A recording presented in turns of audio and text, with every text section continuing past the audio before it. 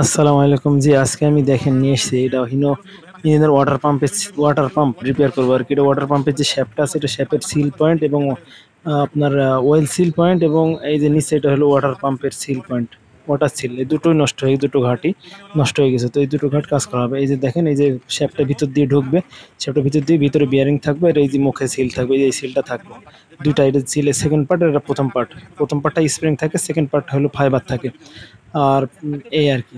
তো এই যে এটা হলো গিয়ার, এই গিয়ারের মাধ্যমে ইঞ্জিনের পেনেমের সঙ্গে ওয়াটার পাম্পটা ঘোরে, তখন ওয়াটার পাম্প ঘুরলে এবার এই ওয়াটার পাম্পের পানিটা সার্কুলেশন হয়ে ইঞ্জিনের ভিতরে যাওয়া আসা করে। তো এই যে আমি ওটা ওয়েল্ডিং করবো, পিতল ওয়েল্ডিং, তার জন্য যে অক্সিজেন লাগবে, অক্সিজেনের মিটার সেট করে নিচ্ছি। তো এটা যদি ওয়েল্ডিং করি তো ইলেকট্রিক ওয়েল্ডিং করলে এটা ব্যাকা হয়ে যাবে শেপটা। তো এটা এসিটিলিন গ্যাস, হ্যাঁ বলে জন্য আবার ওই এসিটিলিন গ্যাস এবং অক্সিজেন দিয়ে গ্যাসটা করবো, তাহলে ওয়েল্ডিংটা সুন্দর হবে, হ্যাঁ ভালো হবে আর কি গ্যাসটা। এমনি যারা সাধারণত এলপি দিয়ে ওয়েল্ডিং করে এটা কিন্তু ভালো হয় না। তো এই যে আমি মোটামুটি সেটিং করে নিলাম, মিটার সেটিং করে নিলাম। এখন আমি মোটামুটি প্রস্তুতি নিচ্ছি ওয়েল্ডিং করার জন্য। এই যে পিতল ওয়েল্ডিং দেখেন, এই যে এই উপরে অলরেডি আগে ছিল একবার পিতলকার, এখানে এই যে রাস্ট পড়ে গেছে, হ্যাঁ জং ধরে গেছে, যে কারণে আমি একটু জংটা ঘষে নিচ্ছি ভালো করে। এই জংটা না ঘষলে পিতলটা ভালো মতো ধরবে না, পিতলটা ভালো মতো ধরবে না। তো অবশ্যই এইগুলো ধরানোর জন্য আবার সোহাগা ব্যবহার করা হয়। তো আমি সেটিং করে নিলাম, বাতে অবশ্যই হ্যান্ড গ্লোভস পরে কাজ করবেন, কারণ হ্যান্ড গ্লোভস পরে কাজ করার একটা সেফটির ব্যাপার আছে, হিটটা হাতে লাগে না। তো এই যে আমি শুরু করছি, হিট হচ্ছে, হিট হয়ে গেলে শুরু হয়ে যাবে। পিতল ওয়েল্ডিং করা হচ্ছে। তো অবশ্যই আমার প্রোফাইলটাকে ফলো করবেন, ফেসবুকটার প্রোফাইলটাকে ফলো করবেন। আর এই যে হ্যাঁ ওয়েল্ডিং করতেছি, তো ওয়েল্ডিং করার পর আবার লেদে কাজ করা হবে, এটা ফিনিশিং করার পরে তারপরে আবার ফের এটা সেটিং করা হবে আর কি পাম্পে। তো এই যে ওয়েল্ডিং করা হচ্ছে, যতটুকু প্রয়োজন হেড ততটুকু দিয়ে নেবেন হেড অবশ্যই।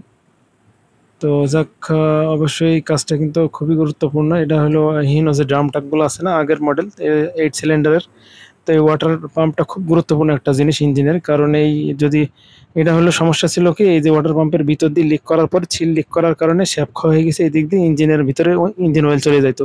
তো যে কারণে পুরো ইঞ্জিনটা কিন্তু মার হয়ে যাবে, ইঞ্জিনের মোবিল আস্তে আস্তে বেশি হয়ে যায়, ইঞ্জিন অয়েল বেশি হয়ে যায়, পানি যায় যায়। তো যাক, এটা আমরা রিপেয়ার করে দেবো, তো আশা করি আর কোনো সমস্যা হবে না। তো এটা যদি ইলেকট্রিক ওয়েল্ডিং করতাম তো ইলেকট্রিক ওয়েল্ডিং করলে টাল হয়ে যায়, হ্যাঁ ইলেকট্রিক ওয়েল্ডিং করলে টাল হয়ে যায়, একদিকে টানে, কিন্তু গ্যাস ওয়েল্ডিং করলে টানে না। তাছাড়া গ্যাস ওয়েল্ডিং করলে পানিতে জংটা ধরবে না, একটু লাস্টিং বেশি করবে। তো যাক, আমার ফেসবুক পেজটা এই ধরনের ভিডিও দেখতে ফেসবুক পেজটা ফলো করবেন। এই যে আমি লেদে নিয়ে চলে এসেছি, লেদে টার্নিং করছি, ফিনিশিং করা হবে। ফিনিশিং করে এই যে আমি টার্নিং দিচ্ছি। তো অবশ্যই অবশ্যই আমার ফেসবুক প্রোফাইলটা ফলো করবেন। আর যদি ভালো লাগে, যদি কারো ভালো লাগে অবশ্যই লাইক দিবেন। আর যদি আরও ভালো মনে করেন যে না এটা কাজের জিনিস, তো শেয়ার করবেন, আরেক ভাই যেন দেখে এটা শিখে কিছু। অবশ্যই ওয়াটার পাম্পে সিল অনেকজনের একটু ভুলে লাগাই। এই যে ওকে আছে, হ্যাঁ ওকে 100 এই যে কাজ হয়ে গেছে। এই যে আমাদের ইঞ্জিন ফরম্যান দেখতেছে। তো এই যে বিয়ারিং লাগানো হচ্ছে, বিয়ারিং অবশ্যই এটা পাইপ দিয়ে লাগালে ভালো হয়, তো বেশি অল্প জায়গা তো, তো বাড়ি দিয়ে লাগাচ্ছি। যে ইঞ্জিনের যে পেনিয়াম দিয়ে দিই, কিন্তু ইঞ্জিন ঘুরলে এই পেনিয়ামটার সঙ্গে ওয়াটার পাম্পও ঘুরে আলাদাভাবে, এর কিন্তু কোনো মোটর দরকার লাগে না, ইঞ্জিনের সঙ্গে সেট আপ করা এই পেনিয়ামের সঙ্গে। তো যাই হোক, এটা আমার হয়ে গেল।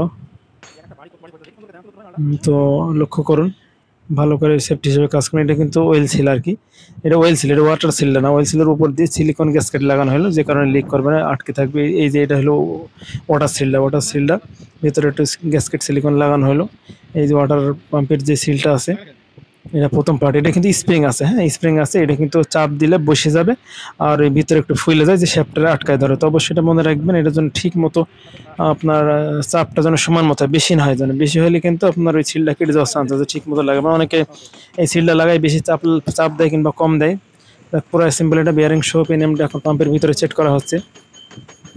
একটু লক্ষ্য করুন, একটু ধীরে ধীরে খুব সাবধানে কাজ করবেন যেন, আর চশমা পরে কাজ করবেন যেন এই লোহার কুচিগুলো চোখে সে না লাগে। তো এই যে পেনিয়ামটাকে লাগানোর জন্য, বিয়ারিংটাকে লাগানোর জন্য ভিতরে একটা প্লেট আছে, প্লেটটা এলিঙ্কি বল্টু দিয়ে ওটা লাগানো থাকে যেন ওটা বেরিয়ে না আসে আর কি। ওই যে বডির সঙ্গে একটা যে চাপা থাকে, ওই চাপাটা ওই বডির সঙ্গে এলিঙ্কি বল্ট দিয়ে লাগানো আছে। তো এই যে সবচেয়ে বড় বিষয় যে এই ওই প্রথম ফার্স্ট পার্টটা লাগাইছে, এটা সেকেন্ড পার্টটার সাথে কিন্তু এই যে ফাইবার, সাদা ফাইবারটা কিন্তু ভিতরের দিকে দিবেন। আর ওই ফার্স্ট পার্টে কিন্তু একটা কার্বন থাকে, হার্ড কার্বন, তো কার্বনের সঙ্গে ঘষা খায় আর এই ফাইবারের সঙ্গে ঘষা খায়। এই যে আমরা মেপে নিচ্ছি দেখেন, হ্যাঁ সিলটা যেন ঠিক অ্যাকুরেট, ফ্যানের ইম্পিলারটা যেন অত দূরে যায়, বেশি দূর যেন না যায়, বেশি দূর চাপ দিলে সিলটা কিন্তু কেটে যাবে। ঠিক মাপ মতো মেপে নেবেন শ্যাপটা, ওই ভিতরের সিলটা।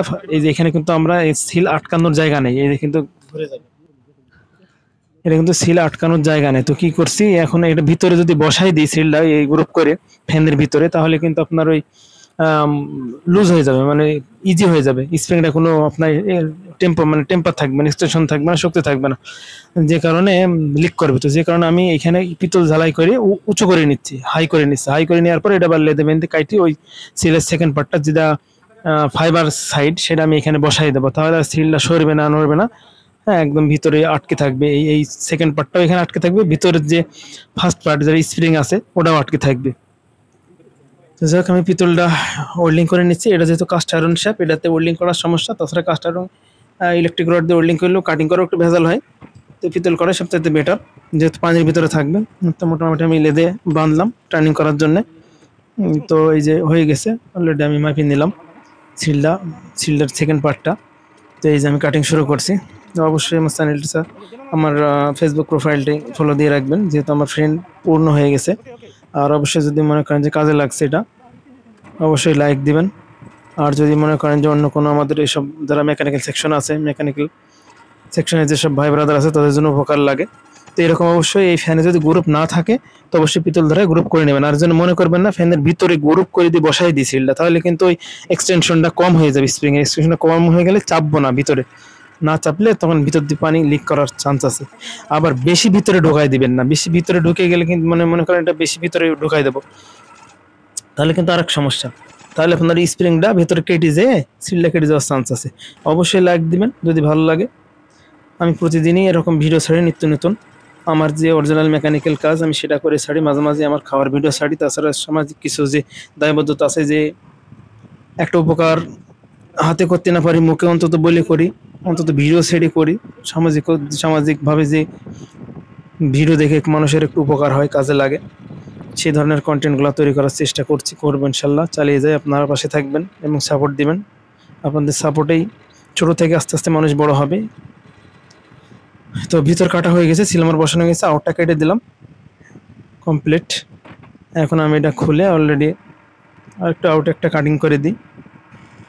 এই হলো স্ক্র্যাপার দিয়ে মেরে যে ধারগুলো থাকে, কোনাগুলো থাকে, ওগুলো মেরে দিচ্ছি। ওকে, কমপ্লিট হয়ে গেল, প্রায় শেষ মুহূর্তে কাজ। তো হয়ে গেছে, অবশ্যই ফলো দিবেন, লাইক দিবেন, শেয়ার করবেন। শেষ হয়ে গেছে। তো এখন আমি ওই যে সিলটা ভিতরে বসাই দেওয়া হয়ে যাবে।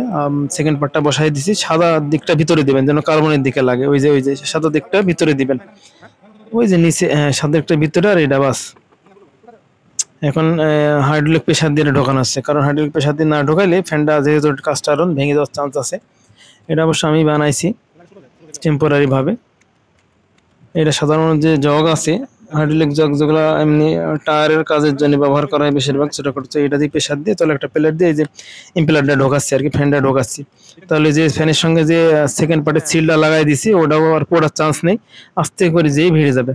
তো অবশ্যই এই যে শ্যাপ মেপে নেবেন, কিন্তু শ্যাপ আর এই ফ্যানের ফেস যেন সমান সমান থাকে। তো এভাবে সাবধানতার সহিত কাজ করবেন, একটু ধৈর্য ধরে কাজ করবেন। অবশ্যই ওয়াটার পাম্পের সিলটা খুব দেখে শুনে লাগাবেন, যেহেতু অনেকে লাগায় আবার ফের লিক করে। এই যে সমান সমান হয়ে গেছে, এখন পানি দিয়ে চেক দেওয়া হবে লিক করে কিনা। তো ঠিক আছে, অবশ্যই সবাই ভালো থাকবেন, সুস্থ থাকবেন। এই গরমে বেশি বেশি পানি খাওয়ার চেষ্টা করবেন, আর চেষ্টা করবেন দুপুর 12টা থেকে 2টা পর্যন্ত একটু ঘরের ভিতরে থাকার জন্য। এই সময় রোদটা খুব বেশি, 42 ডিগ্রি তাপমাত্রা, অবশ্যই শরীরের জন্য সহনীয় না। তো তারপরেও কর্মজীবী মানুষ, আমাদেরকে কাজ করার লাগছে। এই যে পানি ঢেলতেছি, পানি ঢালা হচ্ছে, তো আশা করি লিক করবে না। 100 একদম কাজটা হয়েছে, শেপের কাজ করতে হয়েছে, সিল লাগানো হয়েছে এবং সিলটা গ্রুপ করে ফ্যানের সঙ্গে বসাই দেওয়া হয়েছে। তো অবশ্যই আমার ফেসবুক প্রোফাইলটা ফলো দিয়ে রাখবেন, যেহেতু আমার ফ্রেন্ড পূর্ণ হয়ে গেছে। আর যদি ভালো লাগে লাইক দিবেন। আর যদি মনে করেন যে আসলে আসলে মানুষের জন্য উপকার, যারা আমরা মেকানিক্যাল সেকশনে কাজ করি কিংবা চাকরি করি, তাদের জন্য উপকার হবে, তো অবশ্যই এটা শেয়ার করে দিবেন। সে সাথে আমার চ্যানেলটা আমার প্রোফাইলটা গ্রোথ হবে। আর এই যে পানি দিয়ে চেক দিচ্ছি, তার আগে সমস্ত মুখগুলা মেরে নেবেন। এই ছোট্ট একটা ছিদ্র আছে, এই ছিদ্রটা দিয়ে না বাড়াইলে ওকে, সাইডে আশেপাশে বাড়াইলে ওগুলো এমনি পড়ে গেছে। এই যে ছিদ্রটা দিয়ে পানি না বাড়াইলে ওকে। তো ঠিক আছে, ভালো থাকবেন, আল্লাহ হাফেজ।